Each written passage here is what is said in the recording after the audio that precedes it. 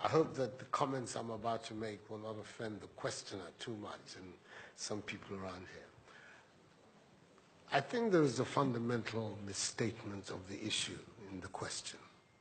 We can no longer continue to make policy for ourselves, in our country, in our region, in our continent, on the basis of whatever support the Western world or France or the European Union can give us. It will not work. It has not worked, and it will not work. Our responsibility is to charter a path which is about how we can develop our nations ourselves. It is not right for a country like Ghana, 60 years after independence, to still have its health and education budgets being financed on the basis of the generosity and charity of European taxpayers. By now, we should be able to finance our basic needs ourselves. And if we are going to look at the next 60 years as a period of transition, a period whereby we can stand on our own feet, our perspective has not to be what the French taxpayer decides to do with whatever surpluses that they have in France. They're welcome. They're appreciated. Whatever interventions that the French taxpayer through their governments make to us are appreciated. We're not going to lick a gift horse in the mouth. But this continent, and with all that has happened, is still today the repository of at least 30% of the most important minerals of the world. It's a continent of vast, arable, and fertile lands. It has the youngest population of any of the continents in the world. So it has the energy and the dynamism. We've seen it. These young men who are showing so much resilience and ingenuity in crossing the Sahara, finding ways to go across with rickety boats across the Mediterranean to really, those energies, we want to have those energies working inside our countries. And we're going to have those energies working in our countries if we begin to build systems that tell the young people of our country that their hopes, their opportunity are right here with us. Migration and the movement of people is being presented in a manner which suggests that somehow it's a new phenomenon. There's nothing new about it. It's as old as man, the movement of people. And it has always been linked to the same thing.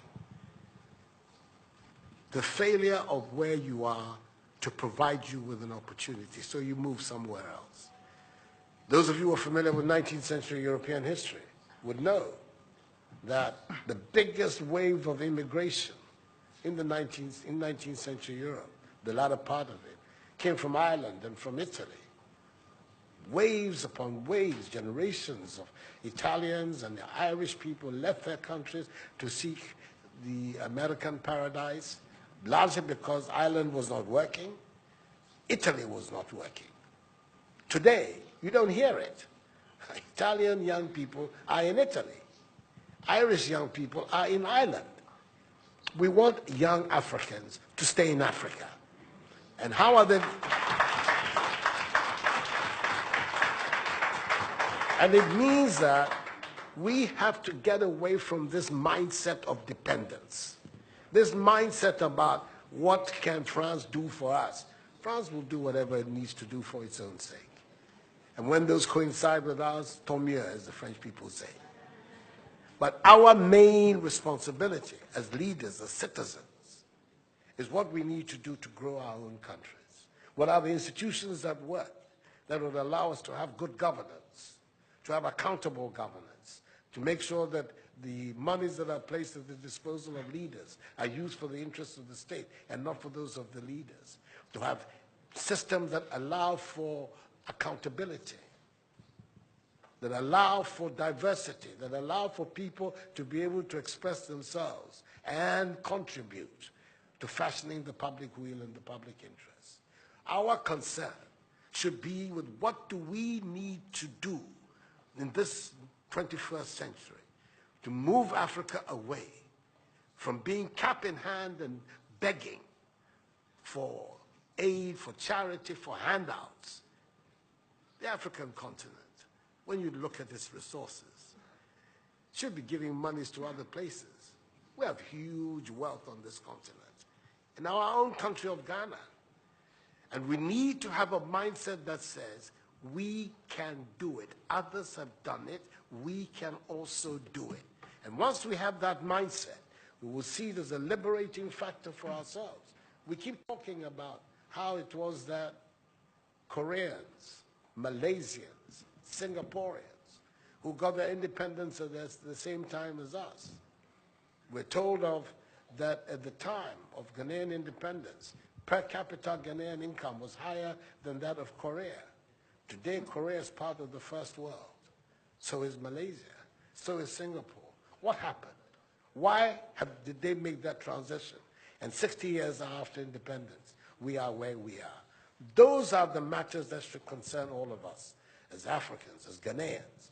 And not, when I say so, with the greatest of respect to the French president. I think that the cooperation of France is something that I am, as you know, a strong friend of France. I am Francophile.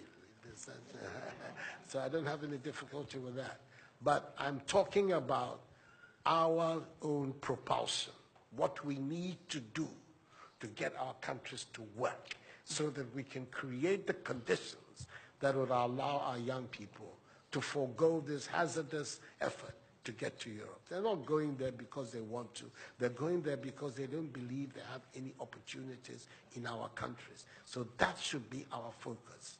And I believe that with that if we change that mindset of dependence, that mindset which is contingent on aid and charity, we would see that in the decades ahead of us, the full flowering of the African peoples would take place. And that new African personality that was talked about at the time of our independence will become real and imminent in our times. That's what I'm saying. I hope that I'm not upsetting the questioner or even some of my friends who are here.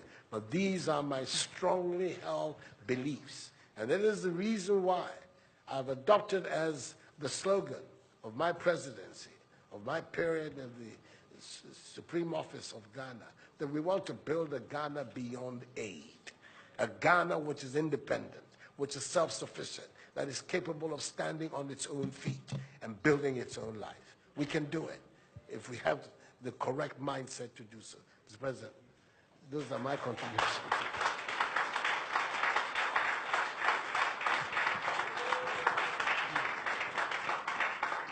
Si vous aviez besoin d'avoir la preuve qu'une nouvelle génération de leaders en Afrique croit dans une nouvelle histoire pour l'avenir et la jeunesse, vous venez de l'avoir. Pour ceux qui pensaient que ce n'était que les mots d'un président français parlant de l'Afrique. Il y a des leaders en Afrique qui veulent une nouvelle relation, qui veulent un avenir pour leur jeunesse dans leur pays, dans leur continent, qui le veulent parce que c'est ce qu'ils veulent écrire. Donc merci pour cela. So, no, we'll be here forever. We'll be here forever. He has a lot of ideas and a lot of very positive things to say. And as you can see, I have my own things to contribute as well. So, let's bring it to an end. We're going to, Mr. Macron left Abidjan after a hectic morning, has not had anything to eat. He at least has to have that side of Ghanaian hospitality. So we're going to be able to leave it for him to go and have some lunch. Thank you very much indeed. You signed this thing.